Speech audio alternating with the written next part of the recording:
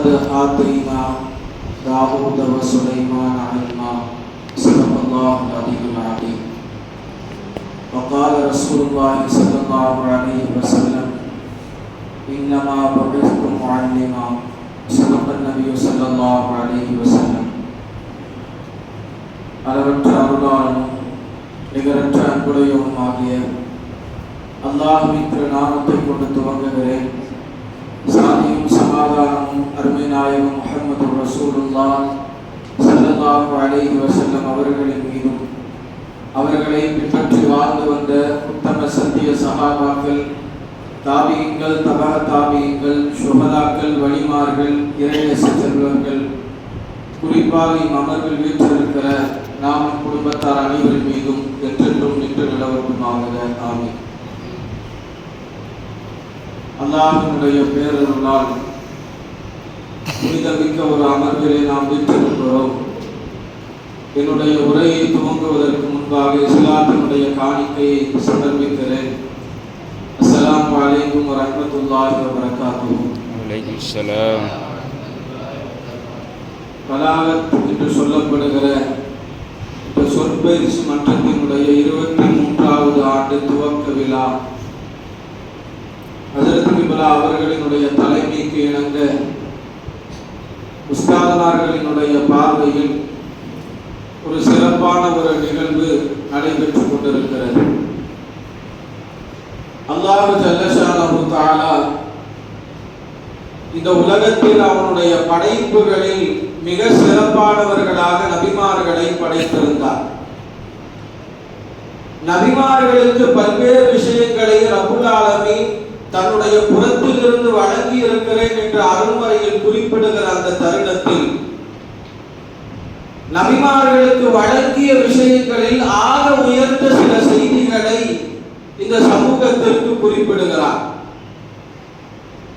ஹஜ்ரத் ஆதம் அலைஹிஸ்ஸலாம் அவர்களை பற்றி அல்லாஹ் குர்ஆனிலே குறிப்பிடும் பொழுது வலகத் ஆதம் அலைஹிஸ்ஸலாம் அவர்களை பற்றி குறிப்பிடும் பொழுது வஅல்லம ஆதமல் அஸ்மாஅ குல்லஹா, ஆதம் அலைஹிஸ்ஸலாம் அவர்களுக்கு அனைத்தை பற்றிய இல்முகளையும் எல்லா வஸ்துகளை பற்றிய அறிவு ஞானத்தையும் நாம் கற்றுக் கொடுத்தோம் என்று ரப்பு குறிப்பிடுகிறார்.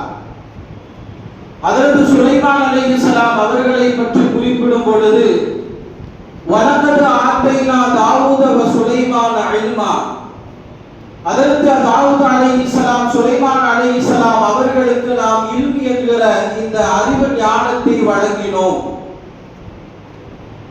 ஹஜ்ரத் இப்ராஹிம் அலைஹிஸ்ஸலாம் அவர்களை பற்றி குறிப்பிடும் பொழுது இன்ன இப்ராஹிம கான உம்மத்தன் கானிதா, இந்த கானிதா என்கிற வார்த்தைக்கு குர்ஆனுடைய விளக்க உரையில் ஹஜ்ரத் இப்னு மஸ்ஊத் ரலியல்லாஹு அன்ஹு அவர்கள் குறிப்பிடும் பொழுது முஅல்லிமுல் கைர், நலனை கற்பிக்கக்கூடிய ஒரு ஆசான் என்கிற அந்த செய்தியை குறிப்பிடுகிறார்கள்.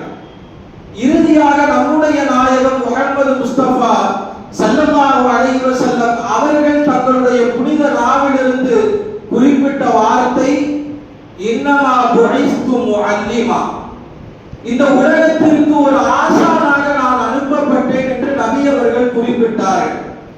நபிமார்களை பற்றிய பல்வேறு செய்திகள் குர்ஆனிலே இடம்பெற்றிருந்தாலும் ஒவ்வொரு நபிமார்களும் ஒரு ஆசானாக ரப்புடைய பாசறையில் பயிற்ற மாணவர்களாக அல்லாஹ் இந்த சமூகத்திற்கு குறிப்பிடுகிறார். எனவே ஒரு உயரிய அந்தஸ்திலே நாம் எல்லாம் ஒன்றிணைத்திருக்கிறோம் என்கிற செய்திகளை முதன்மையாக நாம் பதிய வைக்க வேண்டும். ஹஜ்ரத் பெருந்தகை அவர்கள் குறிப்பிடுகிற வேளையிலே அழகான ஒரு நபிமொழியை குறிப்பிட்டார்கள். மையுரிதில்லாஹ பிஹி கைரா, அல்லாஹ் யாருக்கு நலவை நாட வேண்டும் என்று நினைக்கிறானோ யுஃபக்கிஹுஹு ஃபித்தீன், மார்க்கத்தினுடைய ஞானங்களை அவருக்கு வழங்குவார். அந்த ஞானங்களை பெற்றவர்கள் நாம் அனைவரும் என்கிற அந்த நீதியை பதிக்க வேண்டும். முதல்ல நம்ம யாருன்றதை நம்ம வழங்கணும். இமாம் கஸாலி ரஹ்மத்துல்லாஹி அலைஹி அவர்கள் இஹ்யாவுல் உலூமில் குறிப்பிடும் பொழுது அழகான ஒரு செய்தியை பதிவிடுவார்கள். அல்லாஹ் இந்த உலகத்தில் ஒரு மனிதனுக்கு இந்த மார்க்கத்தினுடைய கல்வியை வழங்கி இருக்கிறார்.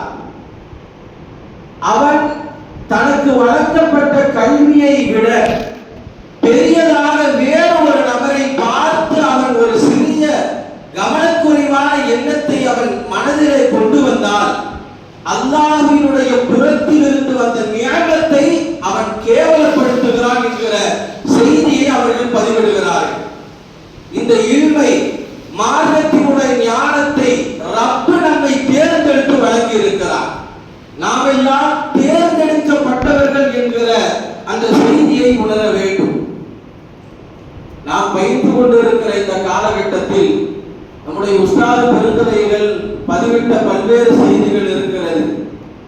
அதில் மிக முக்கியமான ஒன்று முதன்மையாக அஹ்லாக், நல்ல குணங்கள். இந்த அஹ்லாக் சொல்லும் பொழுதே அதில் அதனை எல்லாமே வந்துடும். இந்த நற்குணங்களில் முதன்மை மிக்கவர்களாக நாம் இருக்க வேண்டும். இரண்டாவது செய்தி, ஓடுகிற இந்த காலகட்டத்தில் அதிகமாக கிதாபுடைய தொடர்புடைய நபர்களாக நாம் இருக்க வேண்டும். நமக்கு பயிற்றுவிக்கப்படுகிற பாடங்களை அந்தந்த அல்காக்களில் அமர்ந்து அதை மறுபடியும் புரட்டி பார்க்கிற நபராக, கிதாபுடைய தொடர்புடைய நபர்களாக நாம் மாற வேண்டும். நமக்கு முன்பு வாழ்ந்த பெருமக்கள் எல்லாம் சதா வேளையும் கிதாபுடைய தொடர்புடையவர்களாக இருந்தார்கள்.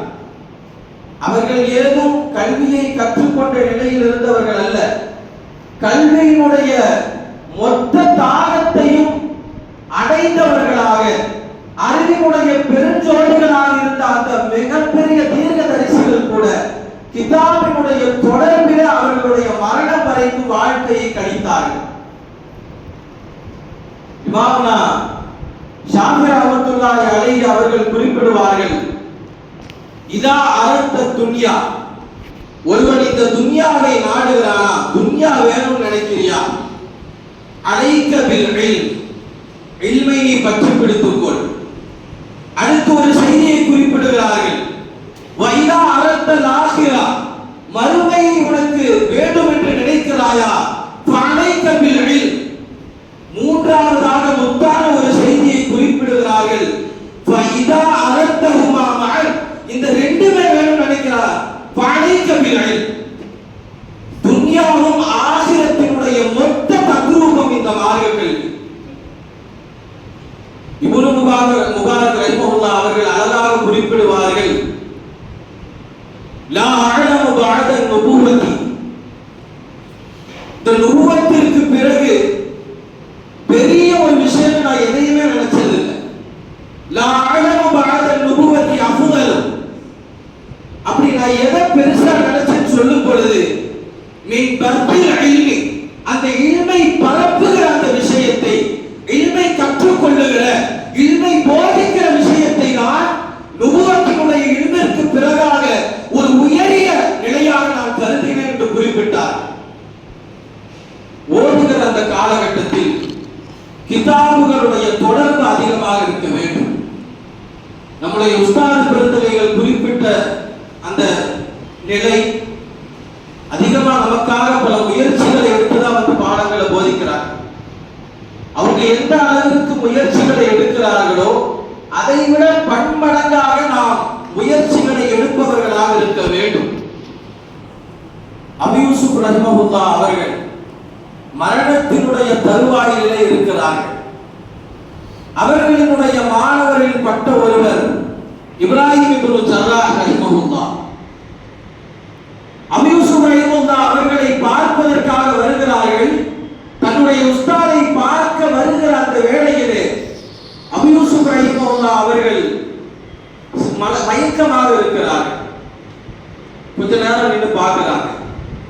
சிறிது நேரம் கழித்து மயக்கம் தெளிகிறது. அபூ யூசுப் ரஹிமஹுல்லாஹ் அவங்க வந்துட்டு இவங்க கிளம்புற மாதிரி இருக்கிறாங்க, அதை பார்க்கிறாங்க. பார்த்த உடனே கேட்கிறார்கள், எதற்காக நீங்கள் கிளம்புகிறீர்கள்?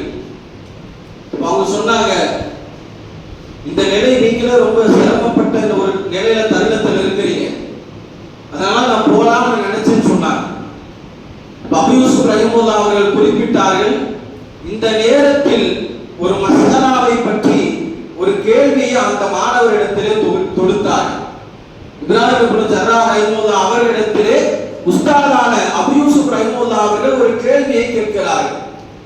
அப்பயே அவங்க சொல்றாங்க, உஸ்தாத் அவர்களே, மரணத்துடைய ஒரு இறுதி தருணம், சக்கராத்தினுடைய அந்த தருணம், இந்த நிலையில் கூட இந்த கேள்வி வேணுமா? மாரடத்தை பற்றி அந்த செய்திகளை நாம் நமக்கு மத்தியிலே பரஸ்பரம் செய்து கொள்ள வேண்டுமா என்று கேட்கிற அந்த தருணத்தில் அபூ யூசுப் ரஹிமஹுல்லாஹ் அவங்க அதெல்லாம் ஒண்ணும் இல்ல, இதை கொண்டு அல்லாஹ் ஒரு வெற்றியை நமக்கு வழங்குவார்னு சொல்லி தன்னுடைய மாணவரான இப்ராஹிம் இப்னு ஜர்ராஹ் ரஹிமஹுல்லாஹ் அவர்களிடத்தில் ஒரு கேள்வியை கேட்கிறார்கள்.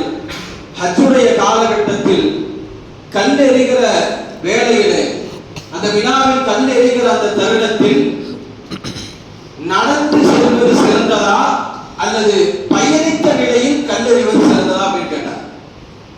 உடனே இப்ராஹிம் இப்னு ஜர்ராஹ் ரஹிமஹுல்லாஹ் அவர்கள் குறிப்பிட்டார்கள், நடந்து சென்று எறிவதுதான் சிறந்தது. உடனே அபூ யூசுப் ரஹிமஹுல்லாஹ் சொன்னாங்க, அது தப்புமா. அடுத்து கேட்டார்கள், மறுபடியும் கேட்டார்கள், என்ன நீ கருதுகிறார்? அடுத்தபடியாக அவர்கள் சொன்னார்கள், பயணத்த நிலையில் எறிவதுதான் சிறந்தது. அதையும் மிஸ்டேக் விட்டார்கள். அப்ப இறுதியா பொதுவா சில விஷயங்களுக்கு நம்ம ஒரு தரப்பிலிருந்து விடை கொடுத்துருவோம். ஆனால் நம்முடைய உஸ்தாதுமார்கள் அல்லாஹ் அவர்களுக்கு வழங்குகிற ஞானம், அவர்கள் அதை அணுகிற விதமே வேறு. அபூ யூசுப் ரஹிமஹுல்லாஹ் அவர்கள் சொன்னார்கள், ஒருவன் துஆவிற்கு பிறகு அந்த கல்லை எறிந்தால் அவனுக்கு நடந்து சென்று எறிவது சிறந்தது.